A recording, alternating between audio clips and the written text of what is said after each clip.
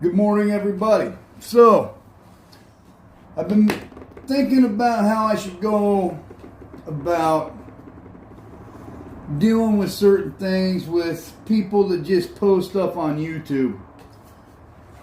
Especially given my past. And, not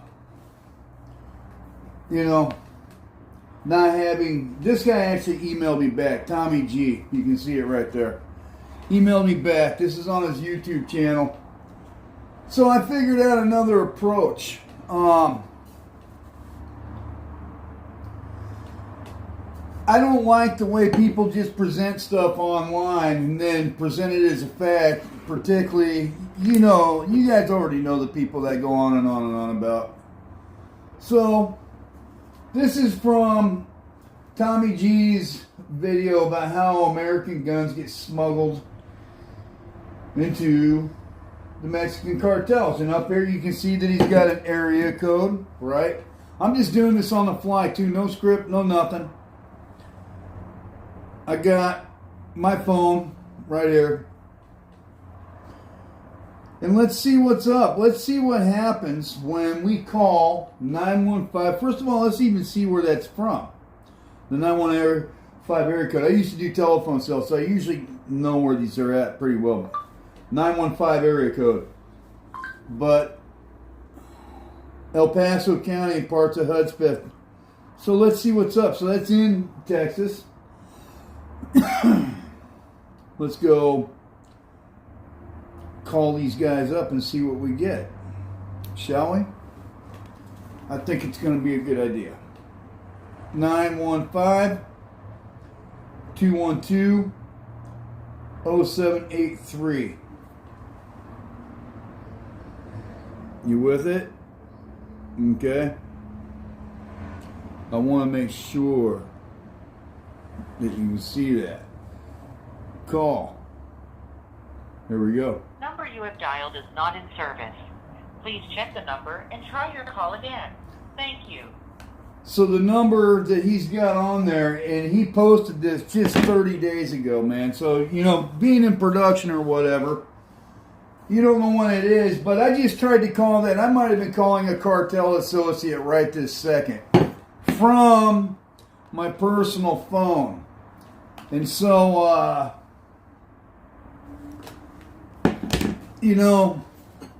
this is the type of stuff that I'm talking about. Hey, Dave, you shouldn't be doing that. You're probably right. I probably shouldn't. I shouldn't have been in a Mexican uniform to begin with either. But when you put that uniform on, you're agreeing to confront, what is it the police like to say, confront the evil that you pretend doesn't exist. You're out there with things going bump in the night in the middle of the Mexican desert. And by things going bump, I'm talking about bullets hitting meat. And, I got this saying, like, what happens in Vegas stays in Vegas. When I was working in Mexico, I came up with this saying that what happens in Mexico never even happened. And, I was going over some more of the Sean Ryan, Katarina Schultz video, and it's just nonstop. There's just so much material. Like, I didn't even know about this guy, but you get these people that are talking, and I have no doubt that there are probably some legit cartel operatives or whatever that do contact these people for whatever reason. But mostly, I'm going to say, I think a lot of it's made up. And the reason why a lot of it's made up is because when you post something like that, it's a death sentence. If these groups are as violent as they say they are, and they are, if you were working for them and you were to speak out against anything they were doing or reveal anything they were doing, that's your ass. It's the chicken and the pig ham and egg breakfast thing. One side gets to be involved and walk away, and the other side's committed. It's their ass. Ham and egg breakfast. Chicken's involved, had something to do with it. Pig, it's the pig's ass. He's not walking away from it. So when these people are calling these people up and saying, hey, we've got X amount of fentanyl producing factories in Canada, and they're just spouting this stuff off. I was thinking about it this morning. I'm like, hey, Dave, why are these guys just so flippant, F-L-I-P-P-A-N-T, flippant, about putting all this stuff on blast on a national thing to where anybody, including those in Mexico, can get their eyes on it. And so I'm going to start picking this stuff apart because I'm not believing the narrative. And the first thing I do is go to this, and he's got this thing on here. It's Verizon. It's 3:11 p.m. 915-212-0783. 2 seconds into it, and he's putting that on there. This thing came out a month ago. Tommy G, 2.3 million views. And I call it up not knowing who it's going to be, and boom, it's gone. And, oh, well, Dave, you know, once he published that, of course, a bunch of people called it up. Did they? Do a bunch of people purposely call up cartel operatives? Law enforcement, the government might. But would a cartel operative really put himself in the position to have his phone number published? I'm thinking no. You know, stop me when I'm wrong if I'm not making sense. There's people that put so much stuff on there. There are Border Patrol agents that are being bought. That's even been evidenced from an American's perspective, without a doubt. There's no doubt about it. They buy them. They buy city cops. They buy senators. That people are bought and paid for. And unless you're just really happy, Julian and Dory or whatever, one of them was talking about when he was working on Wall Street. It was Julian talking about when he was working on Wall Street that a lot of people are always trying to get more. But then there was a few of his customers that got to a point to where they said, you know, I've got enough in life. I'm good. And those people were the ones that were like really happy. And that's kind of where I'm at in life. You know, I got a decent vehicle. I got a decent house. It's not like rich. You guys have seen my basement. You guys have basically seen my lack of a grill. I would like to have a better grill, you know. But I take care of my family first, or try to, man. And so, you know, I don't always, I get put on the back end of the stack sometimes. I mean, don't get me wrong. I've been to the dentist plenty, man, in the last year or two. I mean, I've been in there, I want to say probably 8 times. Sending my wife to the chiropractor. Helping take care of my family in Mexico. I mean, I do a lot. And, you know, if people want to judge me, they can. Judge me on my grill. Go ahead. I'm not that superficial. I'm happy with what I have in life. And I don't need to be monetizing my videos or whatever. So I'm watching this stuff, and it's really kind of a luxury to be in my position. Because you get other people that want to make a lot of money, like Julian's talking about, that aren't happy, that are always striving for more. And maybe they're going to go out and start making content and fabricating evidence. I was thinking this morning, you know, Katerina, Ed, I'm talking to you because you got your little homeboy in Tijuana that's friends with Sicarios, and you're doing videos with them, and it's just kind of crazy to me that you would be friends with people that are friends with the same people that you say we're going to kill you and your friends, so that you have to use Libre knife fighting on 5 or 6 different occasions to take lives in the Mexican Republic. And if it sounds like I'm beating a dead horse, I'm going to beat that horse until it talks. I'm going to beat it. So, Katerina, Tommy G, at least he emailed me back, man. I was thinking, you know, what if we went, or not even me, I mean, I would be willing to go, but what if we did go to one of your contacts? You know, like Sean Penn when he did with Chapo.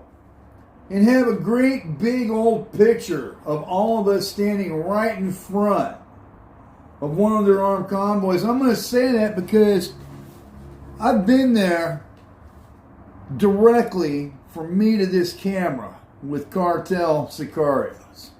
Personally. At work. Not in a friendly atmosphere.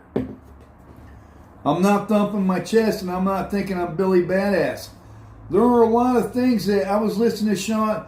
We go there and we take this picture. I'm going to get into the point that I want to make, another one. We go there and we take a picture in front of all these cartel guys, and hopefully they don't kill us. They might. But I was thinking of some more stuff that I heard Katerina Schultz talking about on Sean Ryan, about these 17-year-olds that grow up worshiping these narco guys, and they do have narco corridos, is what they call. They got songs for everything in Mexico. Este caballo mojino, señores, en el año 82.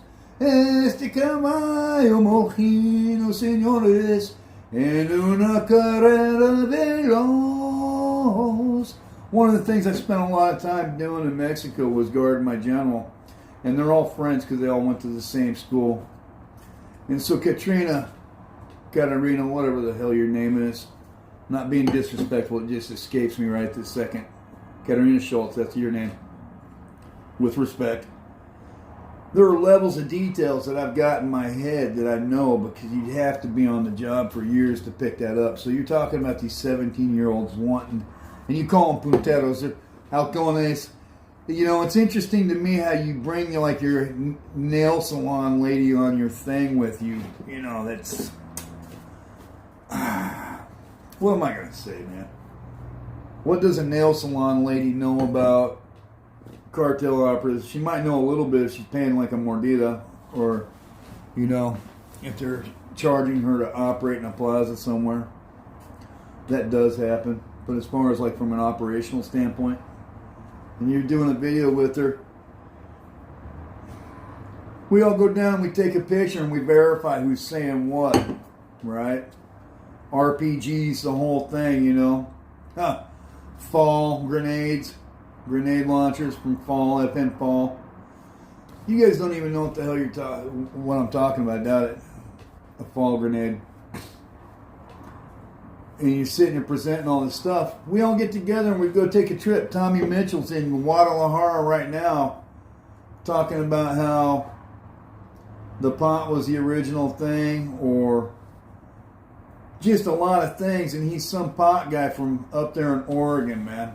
So, I mean,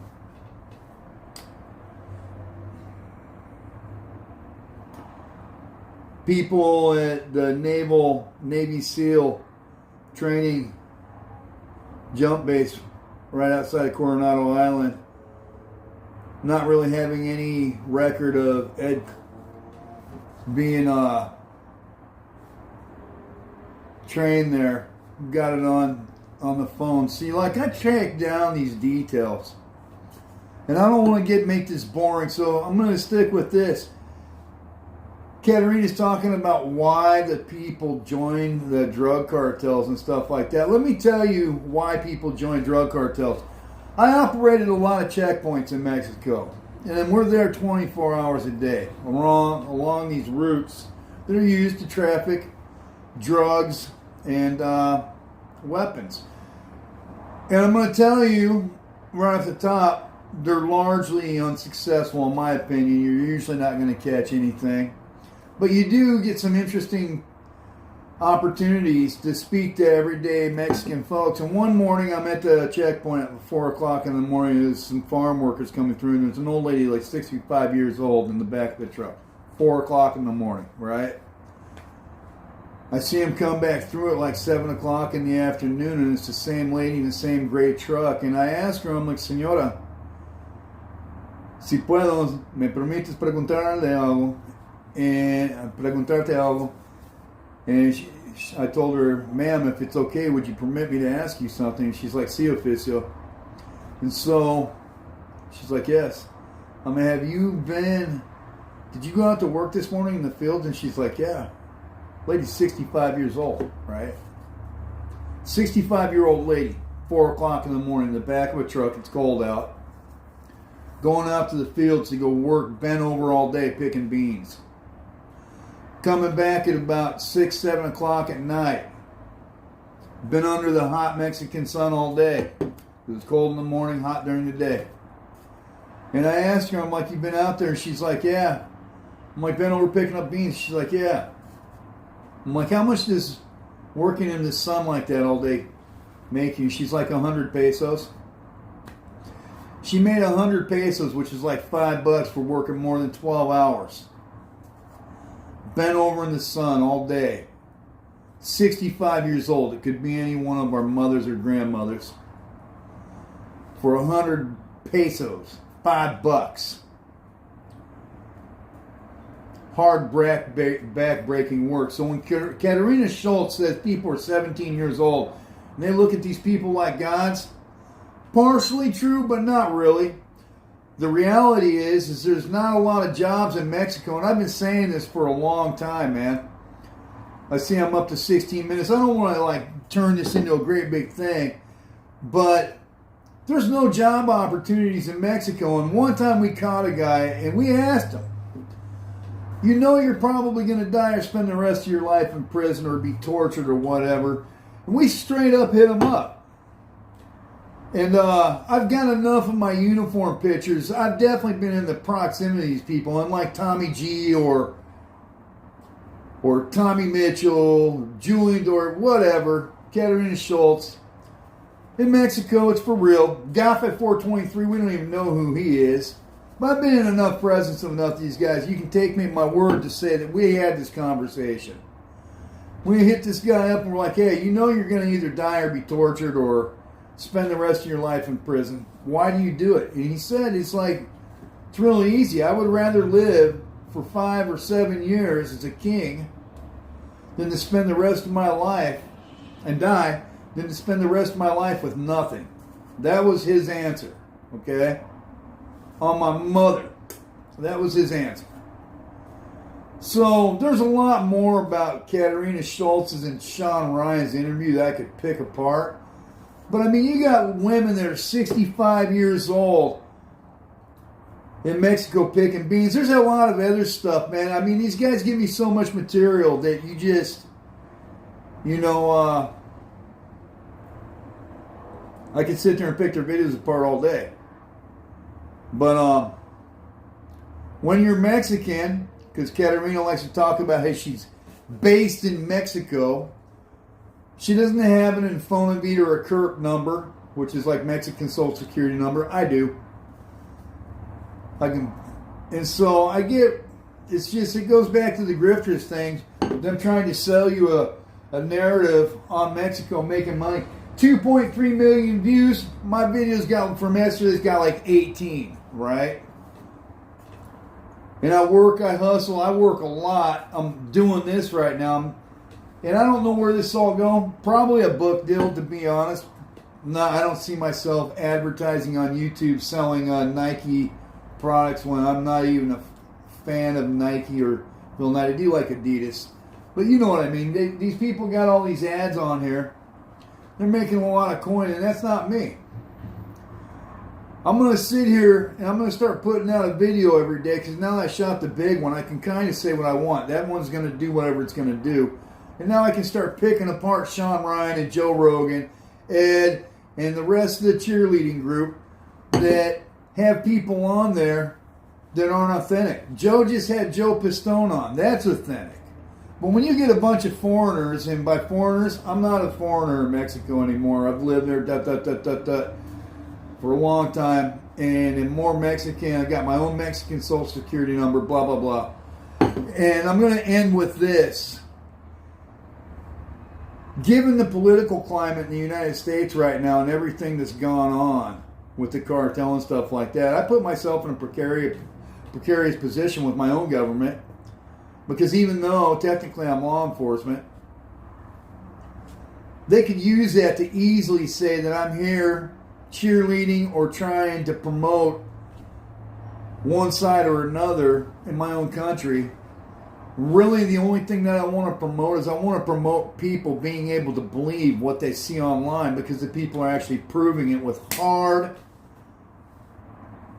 evidence and multiple groups of people coming together that don't necessarily like each other, so they can look at it and come to a general consensus that yes, this is true. I end this with a joke. You got 2 Russian soldiers walking along, patrolling the border with Finland.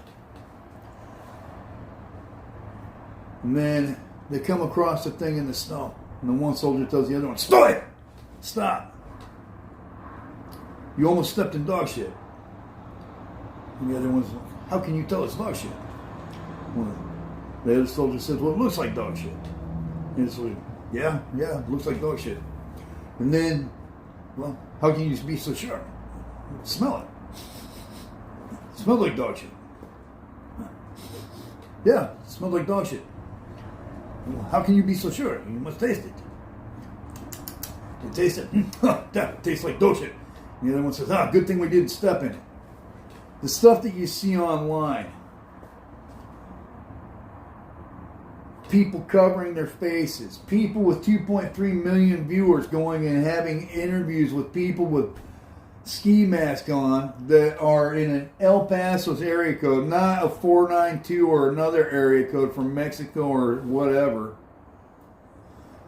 You know, I'm going to call bullshit on a lot of it. I don't like cussing, but that's my honest perspective. And you know, my wife and I, like I told you, we are at risk, but we were at risk when she's reporting and when I'm sitting there carrying a Mexican Secretaría de Defensa Nacional stamped machine gun on patrol in Mexico, fighting the same people that they're saying are the greatest evil here.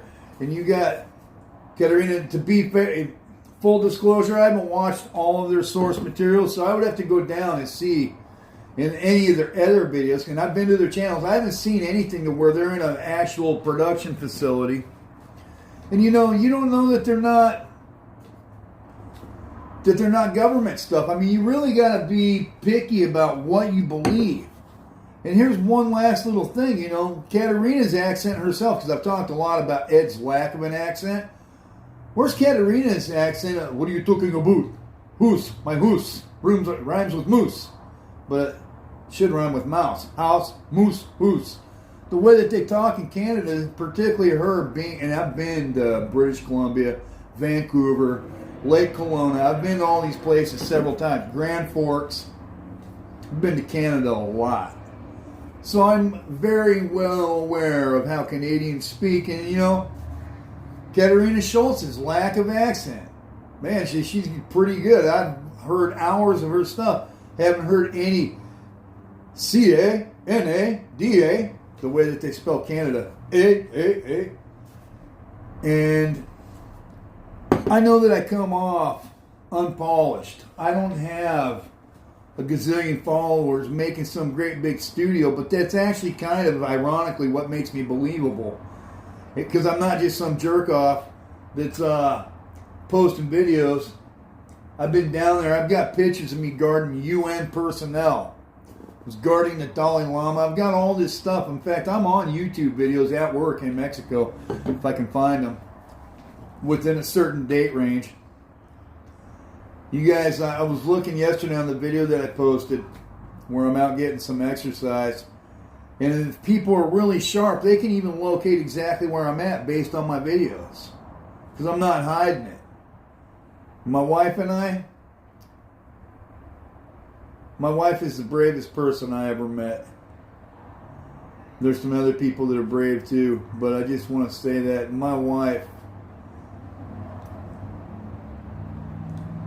I really have become a better person since marrying her, because when I married her, I was on a one-way ticket, man, to go confront drug cartels. In these many years, she saved my life.